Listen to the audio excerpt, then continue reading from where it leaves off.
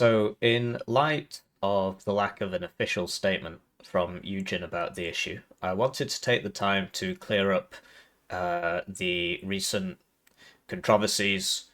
Basically, the rumor mill has been absolutely out of control, and I just want to give you a timeline of events and what happened and what there is to look forward to. So, the cliff notes are the balance guy, the guy who was hired to balance the game, called Darix, he has quit. He's not here anymore. Balance from now on will be carried out by community members working in tandem with Eugen.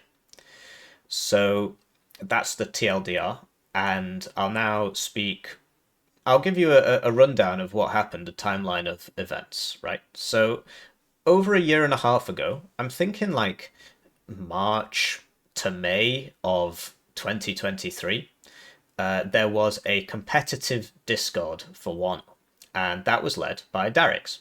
And it was invite only. There were only about 10 of us in there. And the idea was that the balance of the game would be fixed through our actions. He'd reached out to some of the Eugen members, and he'd assembled a Trello. It's basically just like a digital whiteboard where with post-it notes on it. It's a pretty good way of thinking about it. To balance the game, and we would give feedback. He would put it on the Trello, and then Eugen would balance it. He was, of course, in control. If we disagreed with him, he would be right, right? So this went on for a little bit, and there was a lot of low-hanging fruit in those days. I don't know if you remember. In fact, was it 2023 or 2022? I'm going to have to do an edit here while I look this up. Sorry, I looked it up. It was actually March 2022. It was more than 2 years ago. So basically, this was about 2 years ago. The game was in a really, really quite poor state at that point. There were just so many units that were useless, and there were units that were just completely out there. Half the divisions in the game were useless. You know, there was a lot of MLRS just didn't work. It just didn't do anything. You could shoot somebody, they wouldn't lose a single HP. Things like that. And so there was a lot of low-hanging fruit in those days. And we made some progress, and basically what then happened was everybody except Darix in that Discord got added to the Eugen strike team. So this was the start of the problems, basically. Everybody except him got added to the Eugen strike team, which is basically what that competitive Discord was doing, except now we would get early builds of the game to test. Everybody was added except him. And so he made a video, which is now private, but those of you who were around in those times can corroborate this story. It was a very popular video, where he insulted Eugen, he insulted all of us, he insulted me. I was one of the people who was insulted. And he was basically just flaming everybody. He got banned off the official Discord, right? And then Eugen hired him to balance the game as an external contractor. So this is the part that I can never really square this circle. I don't understand how that happened. I just guess the guy who was hiring him, one of the CEOs, was not aware of what had happened, right? And didn't watch the video. The video is now private, right? And nobody got a copy of it. So unless you were there to see it at the time, you'll never see it. But he was then hired to work on the game. And so now you understand that there's a situation where he's working on the game, and the guys who were supposed to be helping him, he hates us all because we were let into the club and he wasn't, right? So there's already a problem there. But things were okay for a little bit, mainly because of the concept of the low-hanging fruit. There was just so much wrong with the game that whenever you point at anything, you'd be able to come up with some solutions, right? Once again, I'd like to say I can't leak anything that happened within that strike team. But basically, he would also post in the official Discord, and so there's lots of evidence which is outside the strike team, which I can use to make these claims, basically. But if you ask me for things that happen just within the strike team, I can't do that. But I can still give you lots of information because he would talk a lot outside the strike team in the official Discord, in other Discords. He made a load of videos on his YouTube channel where he spoke about the direction he wanted the game to go in, which is why I can now talk about the direction he wanted the game to go in. So he just got added to the strike team, And in this video, which is on his channel, if it's still there, he speaks about his vision for the game. So the first thing was to add loads more people to the strike team. There are two ways you can look at this. The first one is to get a wider range of opinions and more testers. The second way is if you add lots and lots of people with lots of contrary viewpoints, they all argue with each other, and then you, as the guy who's a step above everybody, can simply say, now I shall decide, because you guys can't come to a consensus because there's 50 of you. So he added a bunch of French people to the strike team, and they actually had their own Discord for a while, which was supposed to be secret, and it was very strange. Basically, there were two strike team Discords. One that was just him and all his French mates, and then he opened it up to more people, and the other, which was the official one. So as the low hanging fruit dried up, his vision for the game began to take hold, and what he wanted to do was to slow the game down. He wanted things to take longer so that people would have more time to react. In principle, this can work. It's something I personally disagree with because I prefer faster games. You know, if you lose, just go to the next game. But he wanted to slow the game down as much as possible.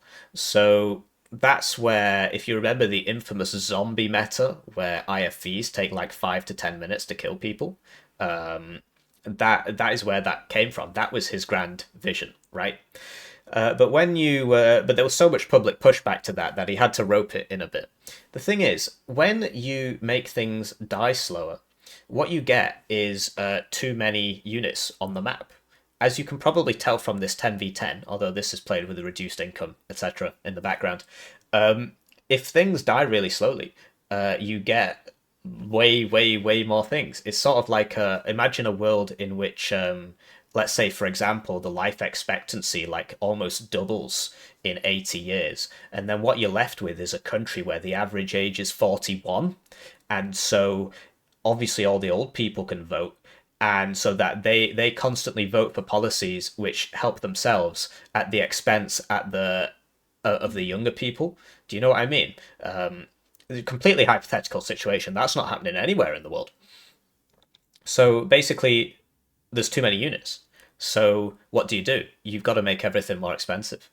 And so we saw that over the course of the 2 years. Everything slowly became more and more expensive. And it makes the game more boring. It means that attacking is harder because you need to build up for a lot longer before you can do anything. And it makes the game more static, but it can be argued that it's better for newer players because there's simply less things.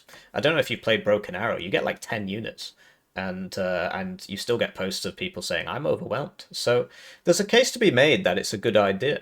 But basically what was happening was, he already didn't like us because of what happened with the competitive Discord. And so people would just fall out with him more and more. Essentially, if you didn't agree with him, he would just bite your head off.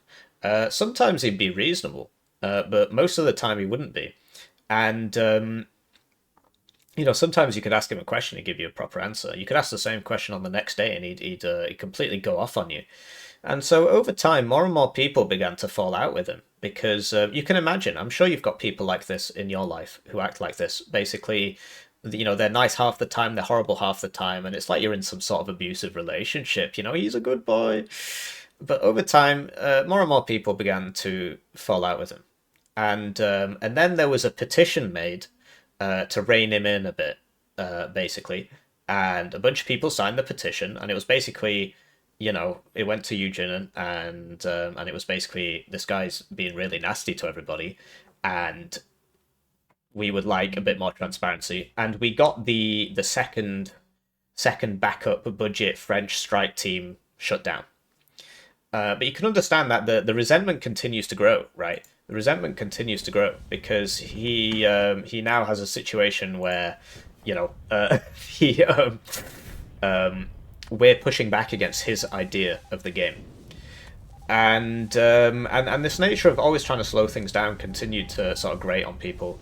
That guy's got an Alouette in the backline, so there go all those fobs. So that was that, and then things kind of stabilized for a bit. But essentially, he was just becoming slowly more and more insular and less receptive to feedback, because he sort of saw us all as out to get him, and then that made us like upset, and that just it's like a communication breakdown basically. So this just kept going on, kept going on.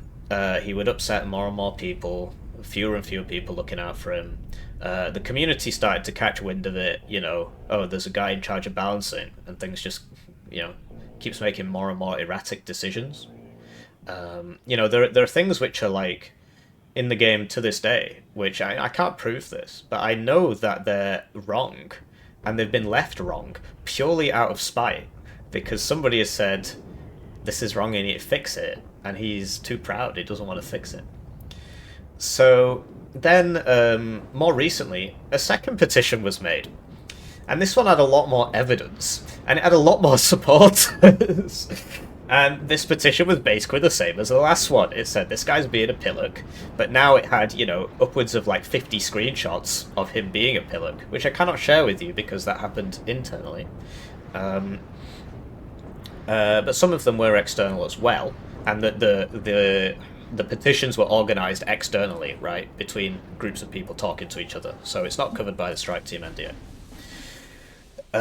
So there was the second petition, and I originally didn't sign it because the first one kind of made things worse. It deepened the rift, and it just made it so that he wouldn't really explain himself, because he thought we were all out to get him, and in a way, that was kind of proof that in a way we were.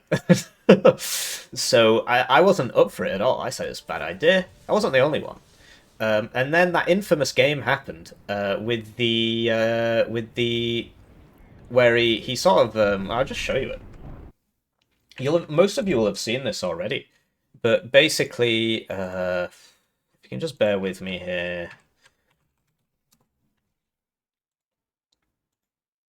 I'm just loading up one of my own videos here. So we played a game on the Strike Team build, and I was told that I was allowed to upload the game by one of the developers. And well, that's a really nice photo of me. Blimey, have I got one where I'm like smiling or something?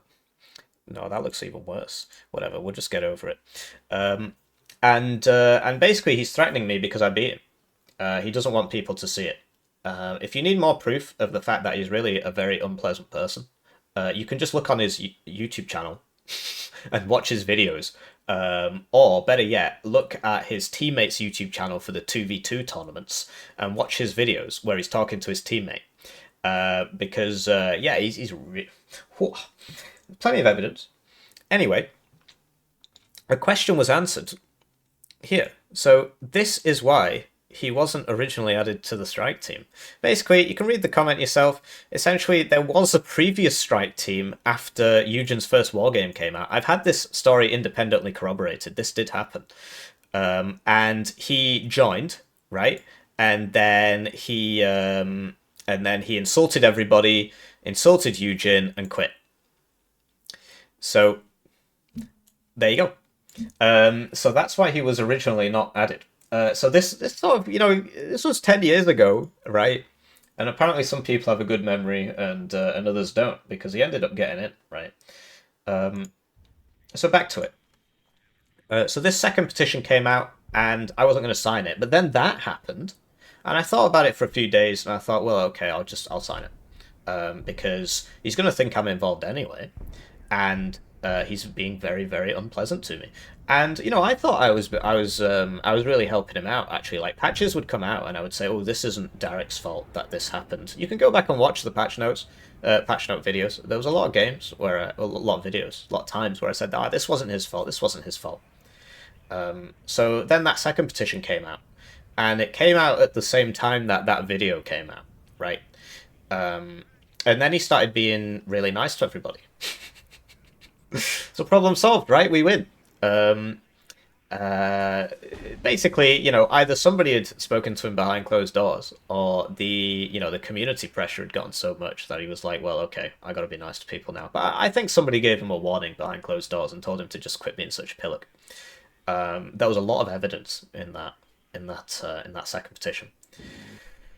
And then then he sort of slowly started backsliding, which you'd expect, really. And then my game just crashed. So that's interesting. But that's basically the end of the story. So then the latest patch came out, and he had a meltdown, and then he quit. So that's it. He quit. Like that game just quit itself, and now the community will take over. So the guy who's sort of our new liaison, I'm not going to tell you his name because then things will get worse again. The whole thing will happen all over again. So he will remain anonymous. Might even be a sheep. He's a really, really nice guy. Basically, just like the polar opposite. Very interested in what the community thinks. Very open-minded. And so I'm really looking forward to the future. For the first time in a long time, I'm actually really looking forward to the future of this game. So there you go. That's what happened. Basically, he quit. The reason why he quit, he basically said, Eugen's not listening to me, and then I'm getting blamed for all the problems, and then you're all kind of like out to get me and so on. Which actually, if you read this, he insulted everybody. He insulted Eugen. Eugen aren't bad. They just take your ideas and not make them into the game. That's literally what he said when he left this time. So he hasn't changed in 10 years. I hope he finds inner peace. And I hope random people with new YouTube accounts without profile pictures stop sending me messages telling me that they've unsubscribed. Because I find that very suspicious. So I'll see you around. The future is bright.